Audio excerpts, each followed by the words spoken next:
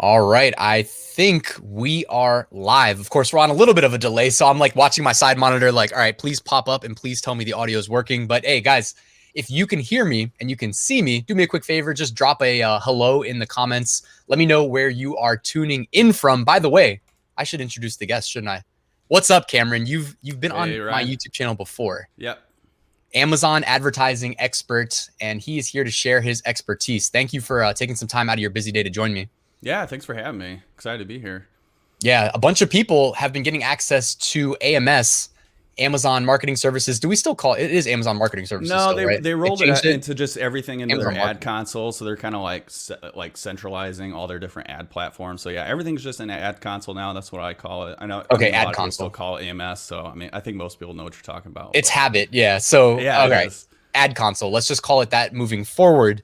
And yeah, I mean, it's great. More people are getting access to advertising. It seems like it's a little bit underutilized. And if you've never advertised before, it's for sure like a scary thing. So I'm happy to have you here to kind of demystify what's going on and share a lot of your expertise with me and everybody else here that's here live. So I'm excited, man. Yeah, definitely. This is just intended to be kind of like a really beginner. Here's how to set up your first advertising campaign. I'm going to show you a couple different campaigns that I like to use that are just real simple. They're going to be automatic campaigns which work really well. It's utilizing the power of Amazon's all their customer data and their algorithm to find buyers and increase traffic to your products. And you can have a successful advertising account just using auto campaigns. So don't let the fact that you're not in there every day on a manual campaign tweaking everything, so you don't have to, like, you can't compete with the data that Amazon has, and just letting them do their own thing. That's honestly, for if you're want to be a lazy advertiser, you can do really well with them. That's exactly how I would describe it. And auto campaigns are not sexy, but what and honestly, since the last time we chatted, like you helped me change my perception because I was like buying into that mentality too, where it's like, man, they're not sexy, and you know that every now and then it's spending your money on some keywords where you're not interested in like spending on, Mm-hmm. but you can get in there and you can kind of tweak them and touch them up, and you Yeah, really opened my definitely. eyes to that. Yeah, you can make them really powerful through negative targeting. And I mean, just over the last couple years since I've been running the ads, they've changed significantly where they now have different targeting groups you can adjust individual bids for. You didn't used to be able to do that with auto. So they're getting better and better all the time, too. Cool, man. Great. We have a nice turnout too. What do we got as far as a live audience? Got over 100 people on YouTube, 43 likes. Guys, hit that like button if you don't mind. And thank you for taking time out of your busy day to join us. It is about it's about 5 minutes after the hour. So I think, if you're ready, Cameron, Yeah, we can I'm we can ready. just jump right in. Cool. By the way, before we even get started, as a thank you to Cameron, who is joining us today just because he wanted to help, he runs a expert level. Well, what would you say? I Expert wouldn't level call it Facebook experts. group. Honestly, it's Okay. for anybody. Yeah, it's a Facebook Okay. group for anybody. It's Amazon Advertising University is what it's called.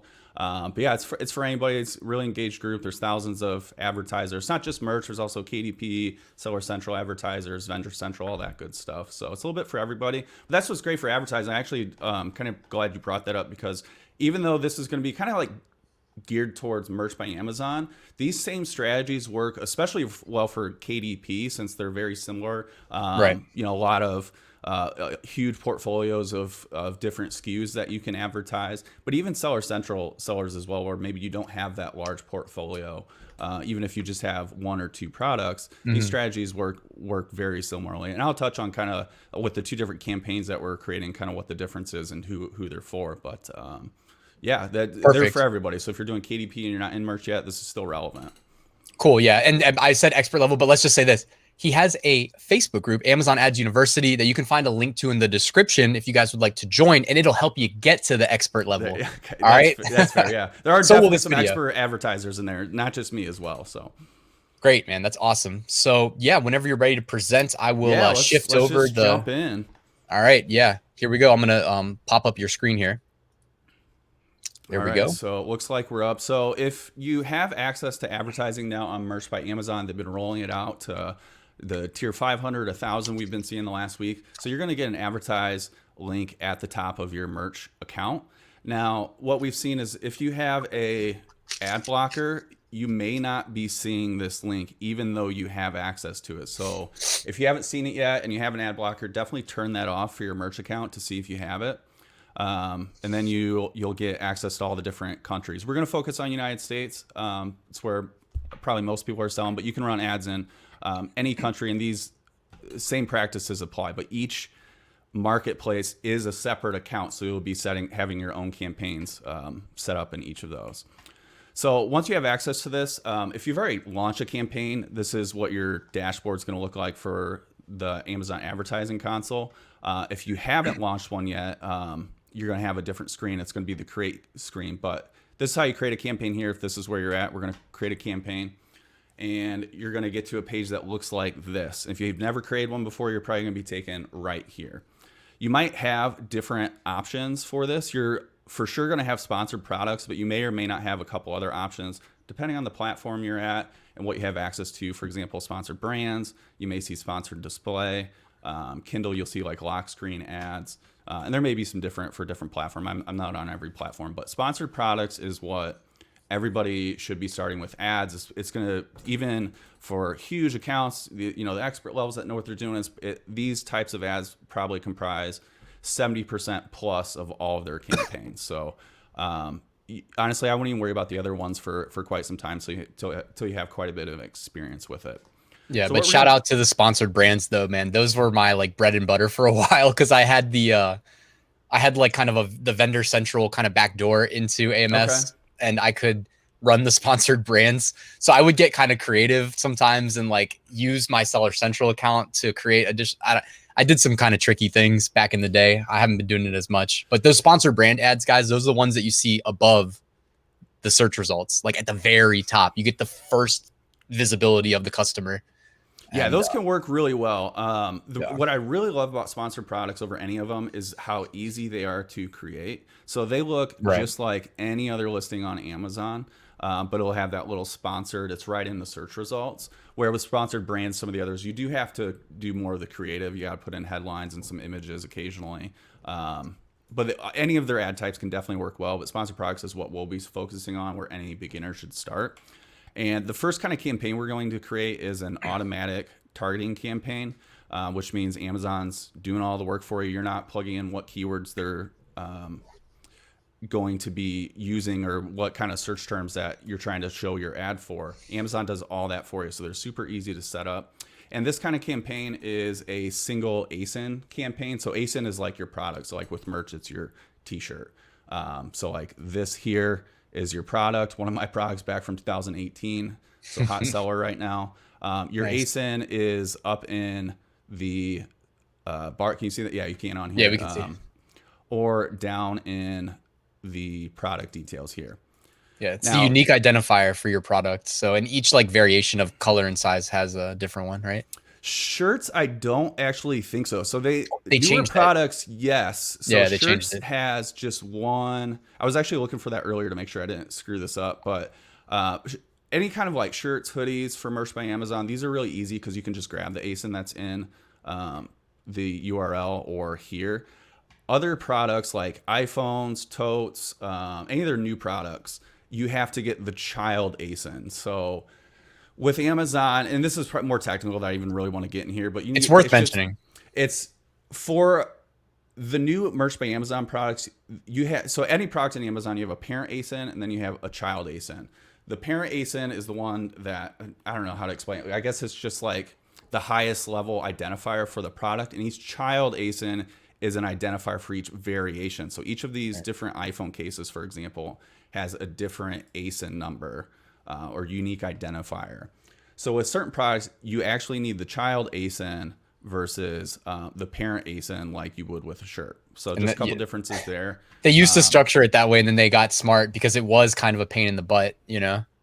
Yeah, so you just need the one. We'll focus on shirts, and I'll show you what it looks like when we get in here with those different ASINs. So we're going to create that first single ASIN campaign. So what that means is there's only going to be one product inside this campaign in ad group. So it's one campaign, one ad group, and one ad for that product. Now, as far as like how the Amazon structures their campaigns. The way I like to think of it is in buckets or boxes. So each campaign is a bucket that contains ad groups, which are smaller buckets that contain your ads, so or your different ASINs for your products. So one campaign bucket can have multiple ad group buckets, and inside each of those ad groups can have different ads. We're just going to be keeping this really simple and have one campaign with only one ad group inside it and one ad for this particular example. Just keeps it really simple. And that's honestly my preferred campaign structure, is just one ad group. There are people that like to have tons of different ad groups.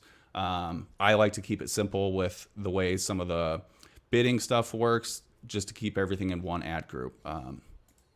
So anyway, that I got a little ahead of myself there, but so let's just start. We're going to create a campaign. The first thing to start with is the campaign name. And this is actually pretty important. The campaign name, ideally, you can just look at what you put in as a campaign name and know exactly what is inside of that campaign without having to open it up and see what ad it is. And there's a lot of different preferences on what that looks like. I'll show you what mine is. I like to start with the ASIN.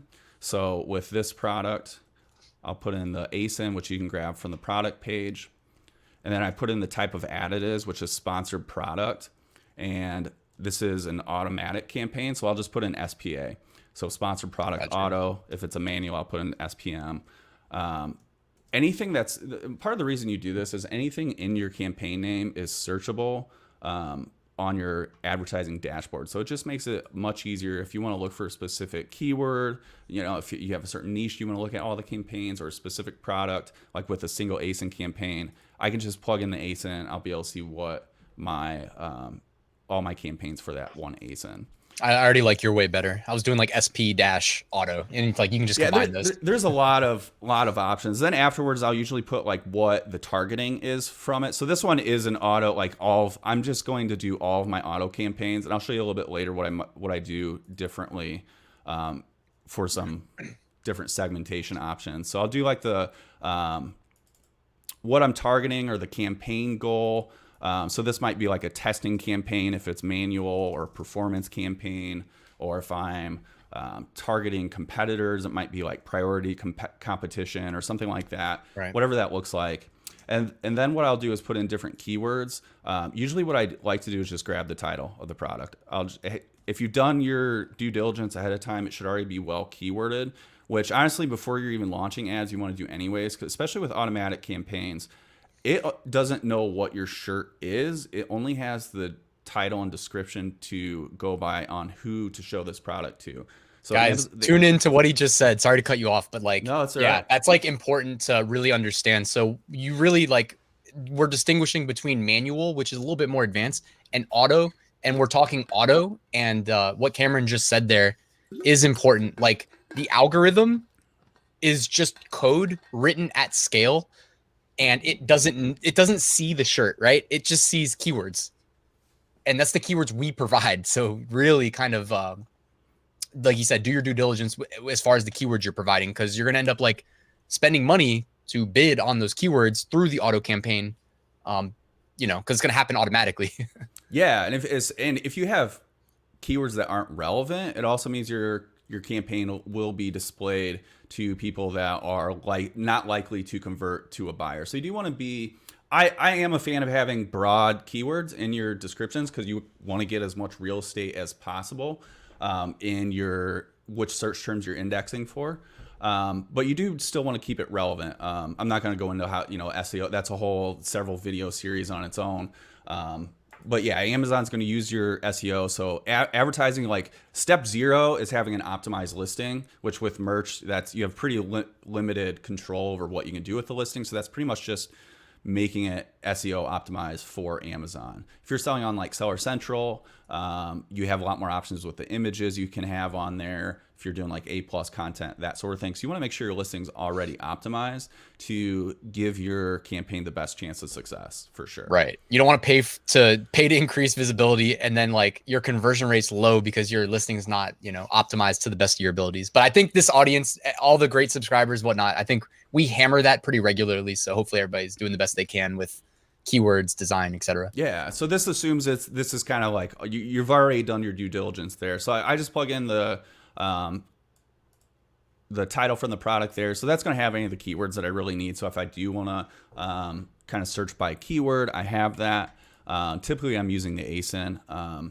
These single ASIN automatic campaigns comprise the majority of my campaigns. I do also a lot of manual as well, but you're still, this is kind of your, if you look at your campaigns as a funnel, your automatic campaign for your product is closer to the top of the funnel. And then you'll have like different manual campaigns once you find search terms that work and so forth. But this is where you want to start and just start collecting data and see what's working. So we got our campaign name now. Start and end date, you can just leave this how it is. We don't need to put an end date to any of our campaigns. We're going to base our end date on its performance. So just how it's performing. So as we're optimizing it over time, whether that means like pausing, different targeting options or keywords, that's how you set your end date for a campaign. Don't do just like an arbitrary date. Even if it's like a holiday shirt or something like that, you can keep an eye on it. You don't need to pause your campaigns because they sell all year round. I think anybody that's been doing this will see Christmas shirts sell all year round, Valentine's Day, whatever it is. I'm not a fan of pausing ads, especially if they've sold pretty much ever. So leave it, no end date, keep it simple. Daily budget. So this is one of those dealer's choice kind of things. So anywhere from, I would say for merch by Amazon, anywhere from $1 to $5 a day to start with is a fine budget. I usually start with like $3 to $5. Same thing with KDP, I'd be in there. Something like Seller Central. I kind of separate Seller Central just because usually you have fewer products. You have a lot more invested in these products. You're going to spend more money on the advertising of it too. So you're going to want a higher budget. But if you want to be conservative, you can start with a lower budget. They will spend over your daily budget now. This is fairly new. They'll actually go up to 25% over what your daily budget is. So just keep in mind. Now, even if you have 100 different campaigns, all with $1 daily budget, if you're being conservative with your bids, it's unlikely you're going to spend all of that daily budget. Do you want to make that distinction real quick, like about how, you could set the budget to like $300, but if you set really low bids for clicks, you're never going to spend anywhere close to the 300, right? If you're under, 50 cents, even 75 cents, you're probably just not going to be, you're not going to be getting all the clicks because you're not getting all the impressions because there's people bidding higher than you are in different categories. Merch is pretty low margin, so the bids tend to be lower, but not every product is like that on Amazon. There's advertisers that can afford several dollars per click with the product margins they have, and you are competing against those on some search terms. But yeah, more than likely, you're not going to spend the budget. Now you can, and if you go crazy with your bids and you get on some very broad, funny t-shirt search term, Amazon will spend it as well. So, but we're going to talk about the bids here in a minute. But I wouldn't be too concerned. And if you do have budget concerns, just start slow with how many products you're listing. So we didn't even mention that, but what this campaign is good for is pretty much any of your products that is your best sellers for sure. If they're regularly selling organically, they're a good candidate for this type of campaign. Any products that have positive reviews, so like 4+ stars, even other ones that have fewer reviews, but reviews is kind of your gold standard. That's what everything's about, getting reviews. So any of your products that have reviews are good candidates for advertising because their conversion rate's better. They will perform better than any products that you're advertising that don't have reviews. So that's also keep in mind. If you do have some bestsellers, you want to run some ads for it, and they don't have any reviews, if your campaign isn't performing right at the start, like that's fine. You're in this for your campaign goal at that point should be just getting reviews and then optimizing it for performance better, because it will get better. That's just fact. Products with reviews have higher conversion rates. Yeah, exactly. And then you get rewarded for high conversion rates by Amazon. It's like a feedback loop. It is. It's that snowball effect, or sales velocity, some people call it, where just more sales lead to more organic traffic, better rankings, more reviews, which leads to more sales. And it just snowballs. So, and that's why ads are so powerful, because it helps your snowball effect. It's not like I should say every other platform, but some other sales platforms where you're really just optimizing your campaigns, like just for how the sales are coming in from the ad platform.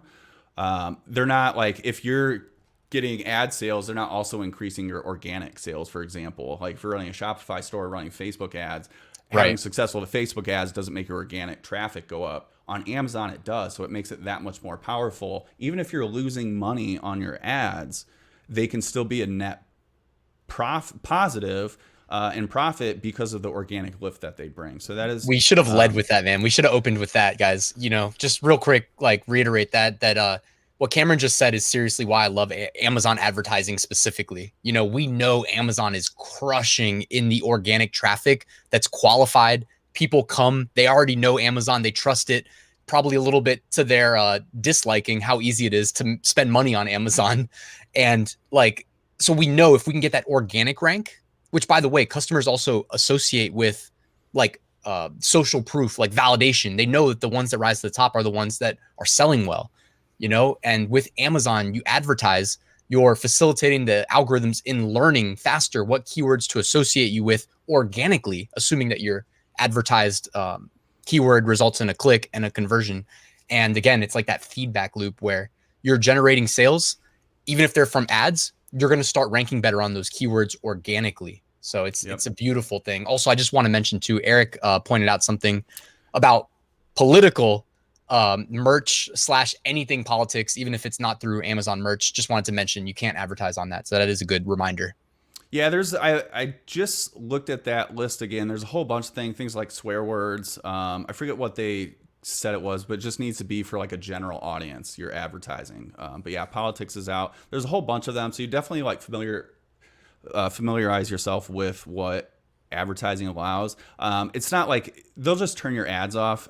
It's not like an Amazon merch rejection necessarily. Not that those are all like necessarily super crazy, but if Amazon ads turns off one of your ads due to politics or whatever, it's not a huge deal.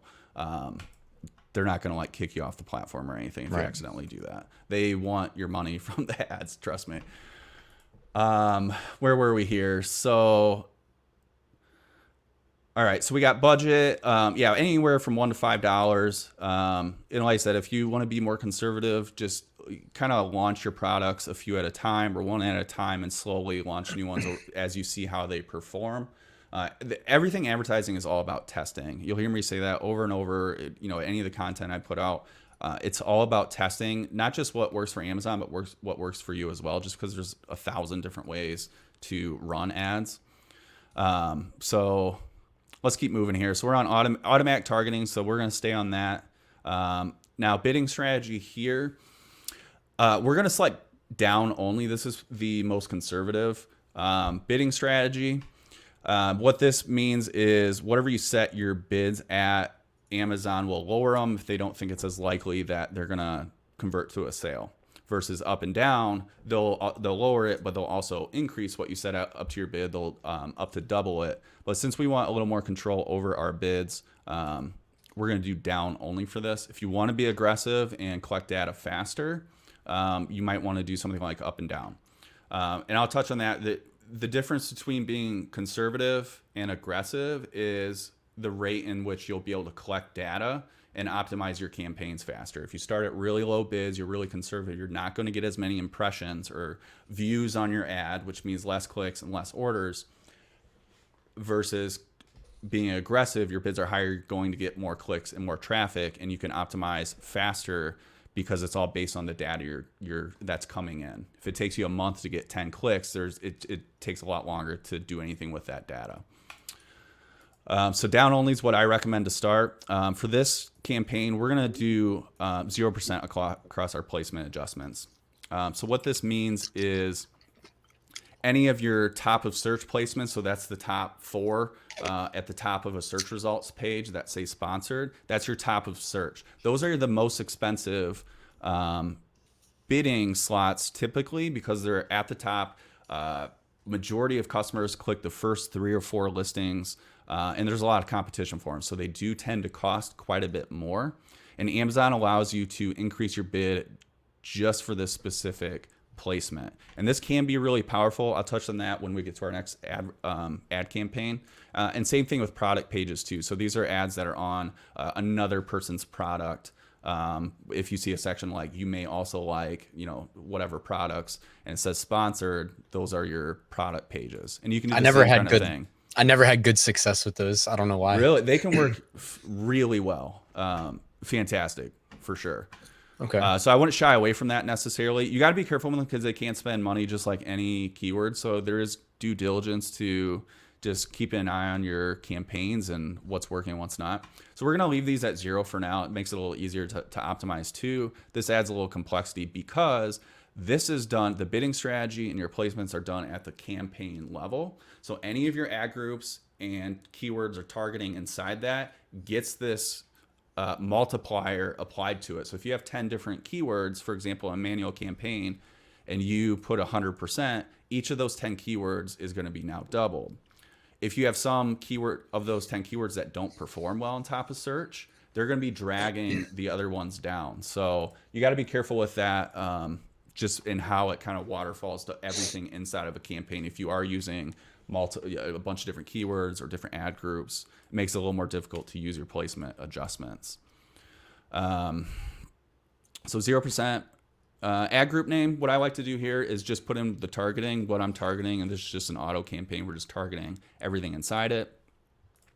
And then our ASIN, this is where you can plug in your ASIN. You can do a search here. You can enter a list.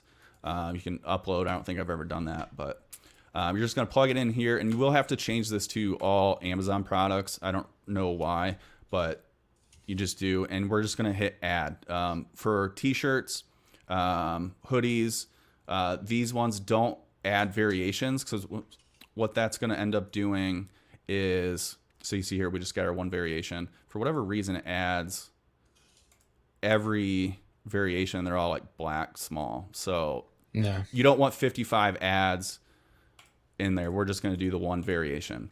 If you want to do like iPhones, totes, some of those you may want to do different variations. So like the iPhone here, so like if you just click on it, get taken to your product page for an iPhone or some of these newer products, it's going to have the parent ASIN in the URL that we mentioned earlier.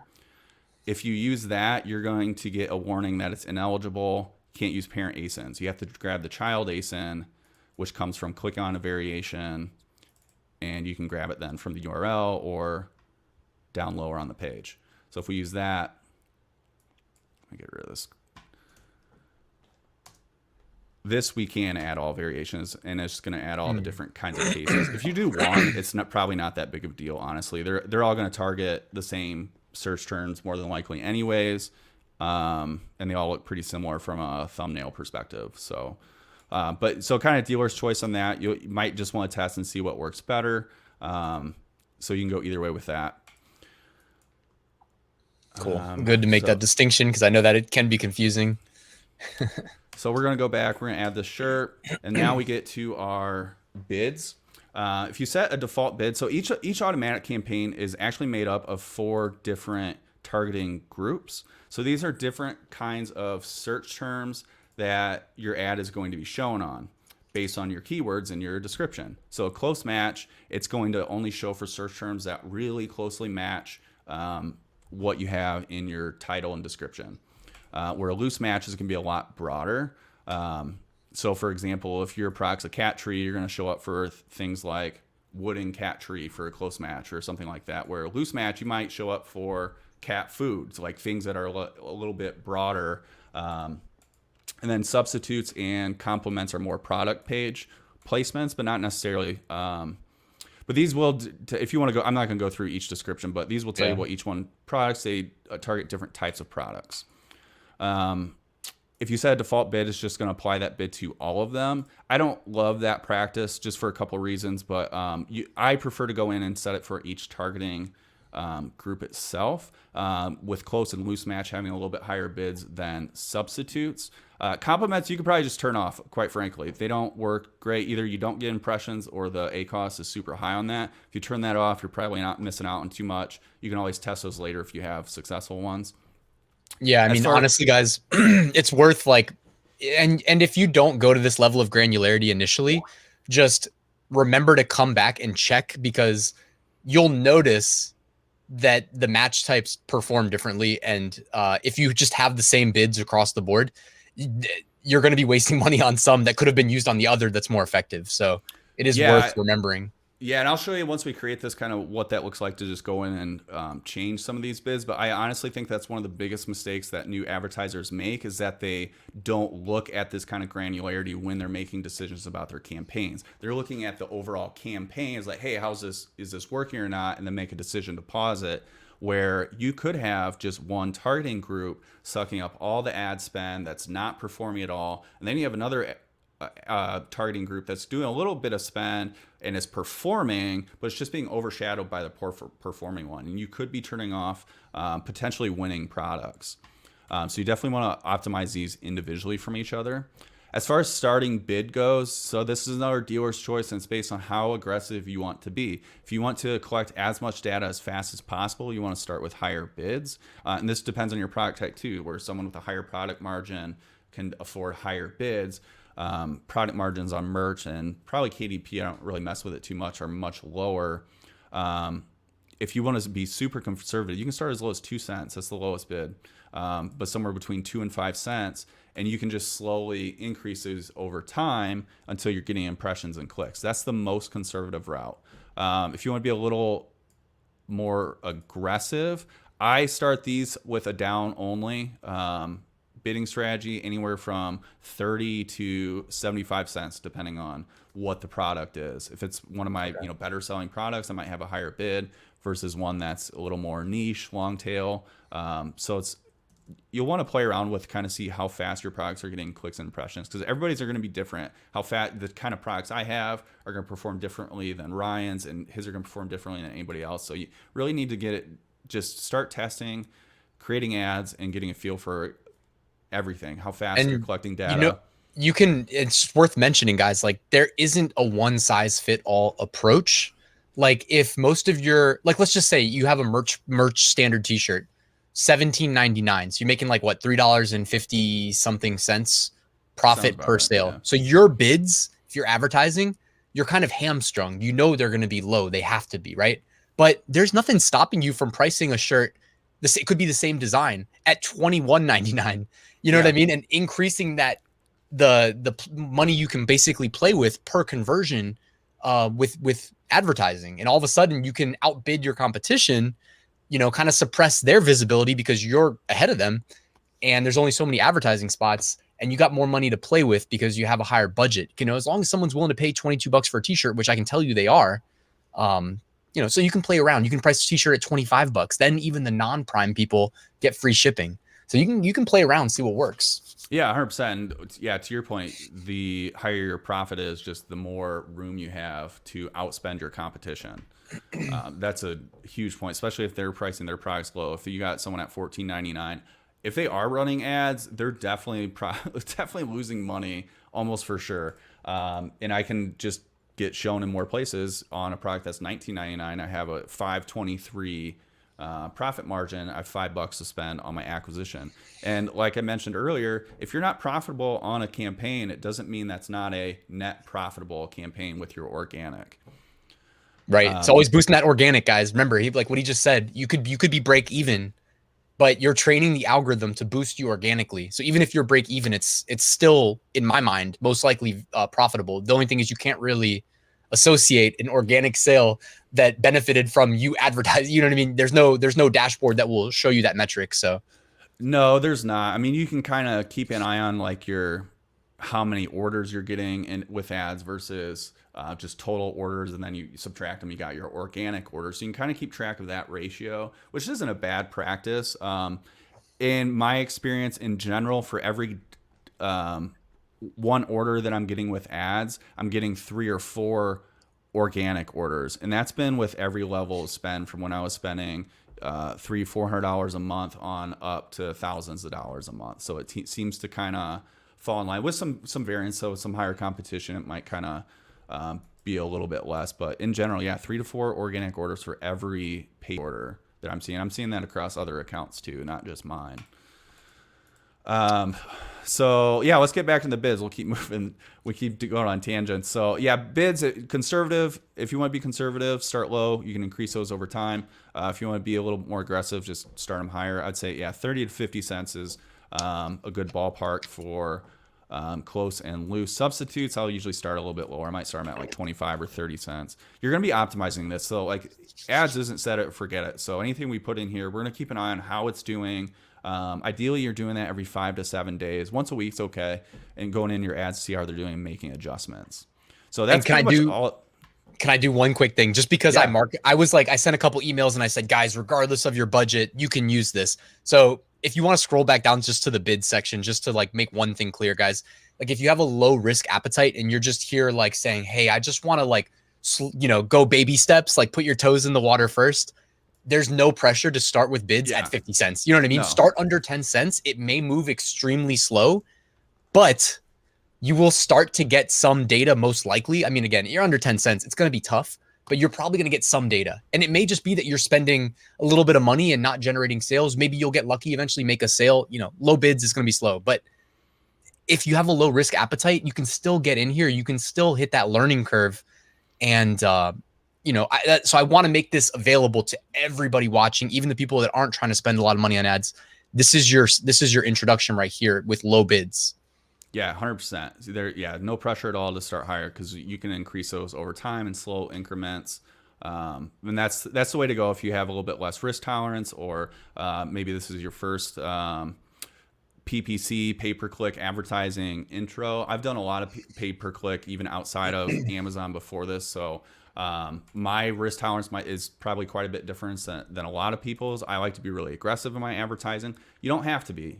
You can take it slow and steady and have a great ACOS and be successful. That said, if you are being too conservative, you probably are leaving money on the table with advertising. If you're getting a 5-10% ACOS, you could definitely be increasing your organic sales by increasing your paid bids and so forth up higher. So Yeah, if your campaigns are profitable, like Cameron keeps reminding you, you can come back in here and optimize these. So if you're seeing like a really profitable campaign, but your budget is $2 a day, you already know, double that budget to $4 a day. See what happens. So we're gonna just launch the campaign, and that'll start running. Might take a little bit before you start seeing any action there. So we're just gonna go back to the campaign manager. Impressions is what you're gonna see first. So that's anytime your ad is seen. You can adjust your columns. Yeah, I didn't have it on. So if you aren't getting impressions after a couple days, you're gonna want to go in and adjust those bids. Let's see, let me refresh here. That hasn't shown up yet. Okay, they haven't shown up. I have another campaign that I did for this reason because it does take them a while sometimes to create them. When you click on a campaign, this is what you're going to see. We have our ad group, which I didn't rename, but that was called auto in our other one. We have our placements, which we didn't do anything. Well, this one had some. But this would be like where you adjust your placement adjustments. We didn't really get into that too much yet. We'll talk about more on this next ad. And then you go into the ad group. Shows our ad, it's paused, which is fine, and then our targeting. So this is where you're going to see your different match types that you can turn on and off. You have a different bid for each of them. It even shows you a different suggested bid if Amazon has the data for what they think you should bid to get the, I guess, most impressions for your money. It's kind of they give you a range, but that doesn't mean you won't get any impressions unless you're at that, even at the low. You could still get impressions on a maybe not 5-cent bid, but if you're higher up with something like this, 20, 30, 40 cents bid, you'll probably still find some impressions. They'll just be pretty low. But this would be where you go in and adjust your bids on kind of that weekly basis. You're going to be able to look and see how they're doing. What you're looking at is typically ACOS, your advertising cost of sale.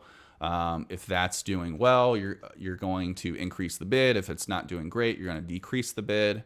And that's pretty much as simple as it gets. I don't want to spend too much time talking about all that different optimizations. That's probably its own video as well. But that's where you'll optimize this kind of campaign. Are we ready for that next one? Well, it showed up here. Can I ask you something? Do they bill Yeah. you twice a month, or once a month on the ads that the bills you run up? Mine, I think there's still a $500 limit for mine, so it's billing every few days, maybe, Okay, because I was saying and like at the end of the month. I see the emails at like random intervals, and someone asked, and I was like, damn, I should know the answer, but like I don't even open them anymore. I just see the email and I'm like, all right, Yeah, they're billing me. yeah. I honestly, I could probably have the budget increase, but it doesn't really matter. They just bill my card at every $500 spent. So, and then I believe at the end of the month as well, whatever's kind of left over. So not a huge deal. You can get that increase. It's just not. I don't know. Never really cared to. So that's the single ASIN campaign. We already went over kind of who that's for. Pretty much any product that is selling, and it's a good starting point for collecting your different search term data and so forth. This next campaign that we're doing is also an automatic campaign. This I call a lottery campaign. What this is going to be is a single campaign with a single ad group inside of it still. So same structure as the other one, but we're going to put every single one of your products, every ASIN inside of that one ad group and campaign. So just everything in it. What these work really well for is anybody that's got a lot of products. I'd say more than a couple dozen products, even Seller Central sellers out there. If you have a big portfolio, you could still use this. Or if you have products that are kind of closely aligned, they don't have to be though. Merch, these work really well. I have a lottery campaign with over 100,000 ASINs inside of a single campaign. But what the goal behind these is using low bids with your placement adjustments in order to generate cheap clicks on across all the placements, and it utilizes the power of for one, your large product catalog with all the different potential search terms that you can appear on and index on, and the power of Amazon's algorithm and customer data. So you're just giving a lot of ammo to Amazon to put your ads in places with cheap bids, essentially, and even in high converting placements like top of search. So that's the goal behind this one, and they can perform really well. I think on mine, last I checked, I was about 17% ACoS lifetime with hundreds of orders, and a lot of these are on never sold products. So another benefit of this type of campaign is just getting eyeballs in your products that's never been seen before. Every time I create a new product now, about once a week or so, we're getting all of our ASINs, new ASINs that we just uploaded, and putting them into this campaign. So we're keeping up with all our new products, and it's just ads are a shortcut to get your product seen. And that's probably the biggest challenge with any new product that you're listing is, for one, getting indexing. If that takes some time, and just getting enough traffic to it because of how competitive a lot of search terms are. Yeah, and I really like this strategy that Cameron's about to show you guys. Like, this is something that like I would feel compelled to do if you're watching this.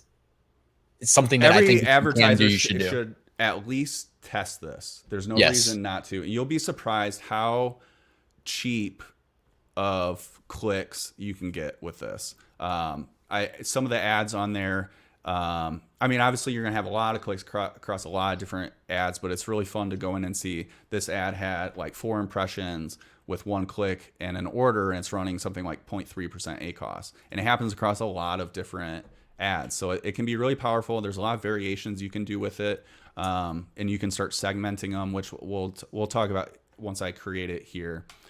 But there's a lot of testing you can do. But I would start with just every single ASIN inside of a single campaign. So that's what we're going to do. So this lottery, I'm going to call this a lottery campaign, and just all ASINs. We'll just call it that. Doesn't really matter a whole lot. But I have a keyword for like lottery. So if I want to look at all my different lottery, because I'm running multiple ones of these just with different types of niches and segments, you can type in lottery into your ad console and just filter it by all your different ones. So that's kind of the importance of keywords. Budget. So this is another one of those things. I do start these a little higher. If you have a large product portfolio, I would start these at $10, $20 a day if you have the budget. Otherwise, same kind of deal, whatever budget you want and you're comfortable with. These do take a while to spin up, especially since we are going to start these at low bids. It took mine a month to really start getting going. It wasn't spending very much, and that's just part of Amazon's got to learn kind of how where it's going to place your different ads. So that's pretty typical. This isn't like an overnight you're going to start having successful campaigns. This is a long-term game. So budget, yeah, anywhere from $1 to I would say $20 or so, but I'd say $10 probably around the sweet spot if you got the budget. Automatic targeting again. We're going to do dynamic bids down only, so we have the most control over this. And I'll come back to placement here in a second. Like that. You can I like that idea. ad group, whatever you want to call it, all lottery or all ASINs. Nothing too crazy. So I'm targeting all ASINs there. Then let me grab an ASIN here. So this is where we would put in all of our ASINs. So here you can use a list. It'll let you enter up to 1,000 at a time. If you have more products than that, which I know a lot of merchers do, you'll have to, when you first create the campaign, you're going to be able to only do up to 1,000, and you'll have to add in the other ones later, 1,000 at a time. For merch, if you're wondering where you can get a list of all your ASINs, I've used Productor to app. There might be some other ones out there too, but Productor has an export of all of your ASINs. The caveat with that is the newer products that have that child ASIN issue that we talked about earlier. It doesn't give you the child ASIN of those, so it's only going to work for things like standard tee, hoodie, tank tops. Kind of the main products still though. Phone cases are going to be a little bit more of a pain to add to this if you want to include that. But so just know that. So I'm just going to do one ASIN. So just to show you, because this doesn't really matter too much, but you'll just put in all of them. So if you have thousands, that's fine. You can put up to 500,000 ASINs inside one ad group. I just dropped a link to the Productor Chrome extension, which is free, so you don't need to pay anything. And a lot of you guys are probably already using it, but I put it in the chat. And when you export, you just get like a spreadsheet. And so what I would do is just like grab a bunch out of the spreadsheet and move it over, you know. Yeah, it works pretty well. It can be a little time consuming, especially if you have a lot with the 1,000 limit, but it's worth doing. So bids with our targeting groups, we are going to start low. This one is, I would start low with everybody's, somewhere between 4 or 5 cents for each one. Because the whole goal is to find cheap clicks using all of your different products. So we're going to do 5 cents on each of these. And I want to jump back up to the placements now. So this is one that I do heavily use placements on. Other types of campaigns, I do a little bit, but not near as much. The placement is my primary adjustment lever instead of using bid, where most other campaigns I'll adjust the bid up and down. These types, I generally, you're still going to do some bid adjustments, but the placement's going to be more of your primary. So these I like to start at just 100%. With the plan that this is going to go up quite a bit. A lot of mine are anywhere from 200 to 400% for top of search, for example, and are still profitable at that. But what these placements do is multiply your bids. So if we put 100% in there, it's adding 100% of what your bid is to the bid. So 5%, 100% of that is 5 cents. It's adding to it. The max bid with that placement is now 10 cents. So for a top of search placement, our bid is now going to be 10 cents, not 5 cents for it. And if this goes up to 200%, it's now 3 times what your adjustment is. So a 15 cent bid is now going to be 15 cents, and so on for that. It's a little weird just because like 100%, like it's not what 100% of your bid. It's kind of additive, but so not a lot of people do this. Point. This is like stuff that you guys that are still with us, like this is something that you're going to put like, I'm always thinking, you know, oh, I want to do something in e-commerce. Well, what's your edge? What are you doing that most people aren't doing? Hey, if you're doing this, you have an edge already right now. You know what I mean? What do we got? Like we have basically 200 people watching right now, and the replay is going to remain up. But I promise you, you are still in a minority of people running ads at all, let alone taking advantage of this strategy, which I can already tell you firsthand works. Me and Cameron both can vouch for that. Yeah, I was going to show stuff. I just wanted to get something ready for just to show when there's data. But so I'm going to get a little bit more advanced strategy, I guess. I don't want to say it's like advanced, but something that I've started moving into because I do use placements with these. And because it multiplies each of these different targeting, so we mentioned earlier, each of these can perform wildly differently. That's why you want to go and look at your targeting and adjust each of these individually from each other based on their performance. Now, what's difficult with that is you may have a plate here. This I have some place data here just so we have some numbers to look at. Well, oh, it's not going to work. Never mind. I'm in like two different browsers. You want me to turn off the screen share for a second? Actually, let me see. Let me see if this will work. Here we go. All right, perfect. So we got some data here. This is one of my lottery games. So you can actually see the data. So lifetime 15% with 354 orders. And I have a couple. This isn't even my best performing one, but there's just to give you an idea of what's possible. And you can see each of these placements performs differently from rest of search, product pages, top search. And rest of search, we don't have a way to adjustment. We can't do like a negative adjustment or positive adjustment on rest of search. So what we're kind of doing is optimizing for rest of search and then using the placement adjustments to increase this to kind of control our ACoS there. I'm targeting about 15% with this as my target ACoS. So that's kind of, we're right in line. But we're going to adjust this kind of where our actual ACoS is versus what we want it to be. So if this was high, 20%, it's not doing as well, I might want to lower my adjustment. Now these adjustments, what ends up happening is in your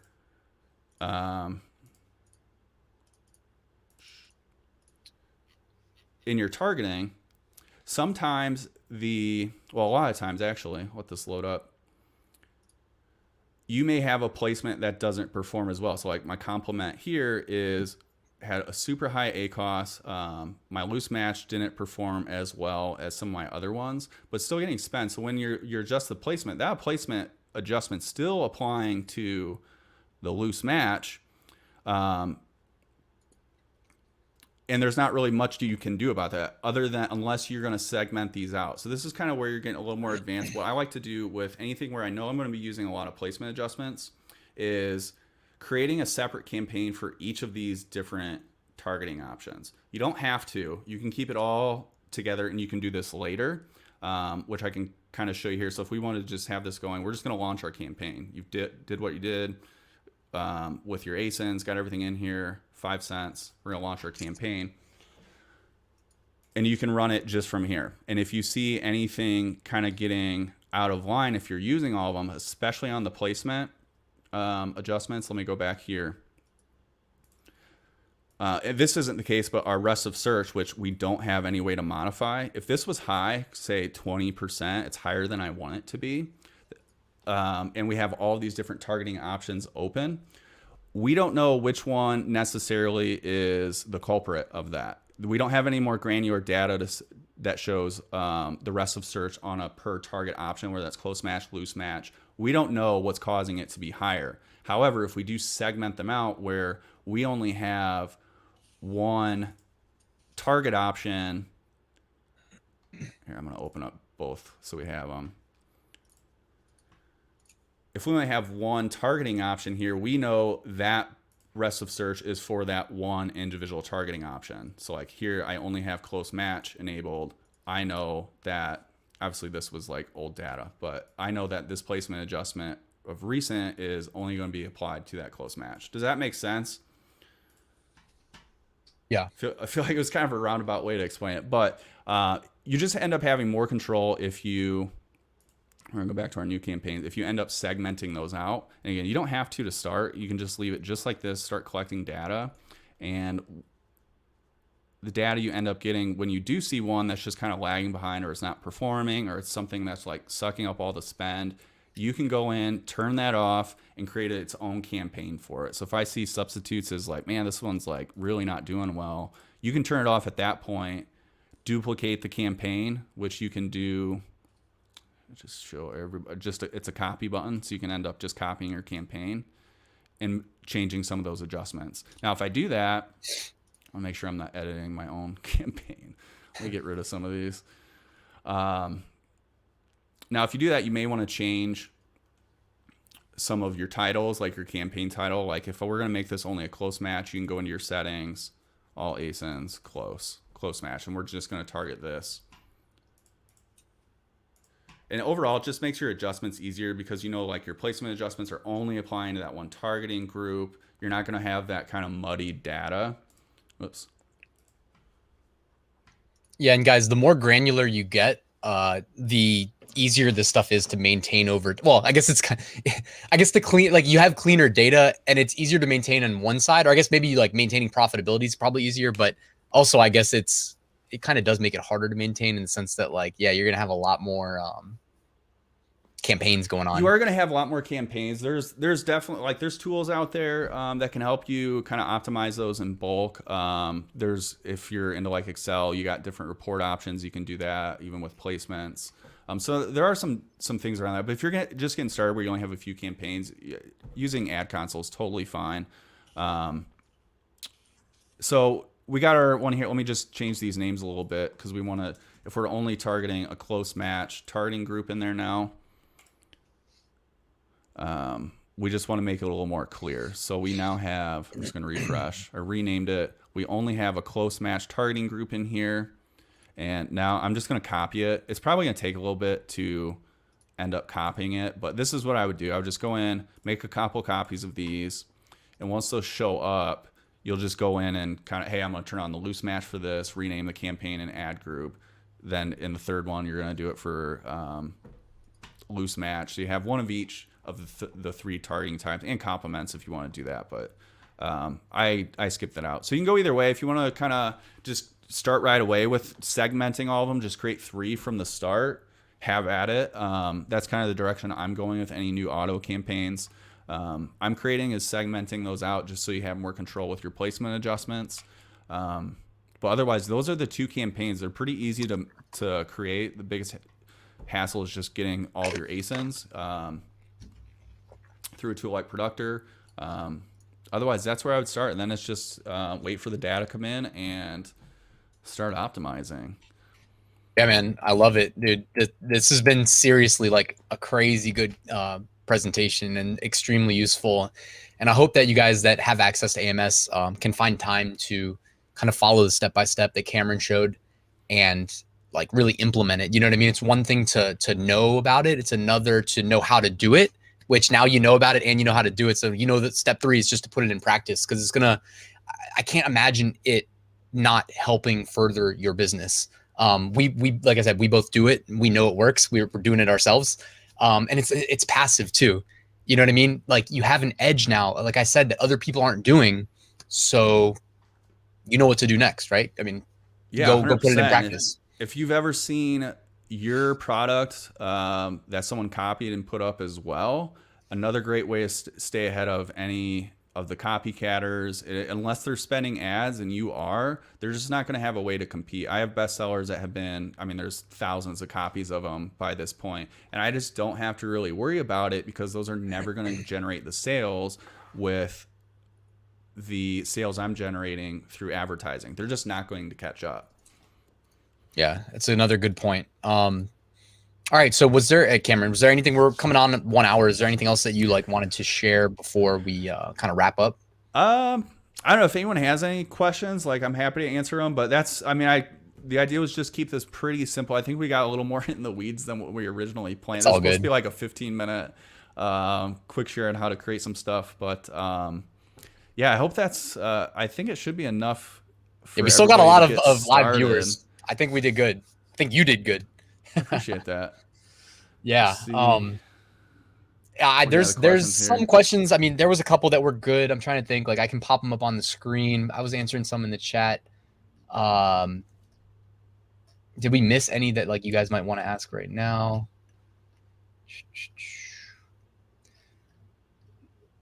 I'm not really sure. I think we did. a Yeah, I decent think this job. is probably about what where we want to keep it at. Anything else is going to be a little more complex. Like I said, I wasn't even planning on necessarily getting into all this like segmentation, but I mean these lottery campaigns. So that's just like one example, putting all your ASINs in there. There's other examples like you could do that for a lottery campaign for just ASINs in a certain niche, for example. Like you could have all your cat designs in just one lottery ASIN. That's its own campaign. Again, I like to keep those one ad group per campaign, just the way those placement adjustments work. But keeps it a little cleaner too. You don't have to go in and adjust, like go into each ad group, which can be a little bit tedious. Yeah. Cool. Well, hey guys, before we wrap up too, I did just want to mention that in addition to the replay being available, that's going to stay on both YouTube and Facebook. So of course, you know, you don't have to worry about it disappearing or anything like that. I'm not going to do that to you. That's like a big marketing tactic. I want you guys to be able to reference this in the future. So of course we're going to leave it on. And just a reminder, like if you actually pop into the description of the video, you'll find a link to Cameron's Facebook group, which is Amazon Ad University, basically like just a bunch of wide spectrum beginners, intermediate, expert level sellers sharing what's working, helping each other out. So you definitely want to pop in there, check that out. Also, I did put a link in the description. If you use that link and you're interested, I know some of you guys are already in my Amazon merch course, but did just want to also remind you guys that there's an entire Amazon advertising module included in there. And if you have like questions and you need me to answer them, you can actually like communicate through the course for the students. And if you are interested in joining the Amazon merch course, you do it today on 8/19 Thursday, because it expires tonight at about, I think, West Coast time, midnight. You'll get 10% off. And Cameron, for being so awesome and being here with this presentation, also gets a cut of the enrollment fee. So if you guys did want to join my Amazon merch course, the advertising modules included along with everything else. And, you know, Cameron gets some kickback, I get some kickback, and you get access to me directly. So did just want to mention that there's a link in the description. That's the link you have to use, by the way. So to get the 10% off and whatnot. So, all right. Well, Cameron. Yeah, thanks for having me on. It's been fun, man. Every time you come on, it's like I'm learning with everybody else from you, man. You're the true advertising expert. Honestly, it just comes from like getting in there and testing. Like that's, I'll keep harping on. It's like get in there, just get started. It's the most important thing, and just test out, see what's gonna work, what works for me. There's no like tried and true like surefire advertising. Anyone that tells you differently is full of it. All you can do is just get in there and start testing, see what works for you and your products. Boom.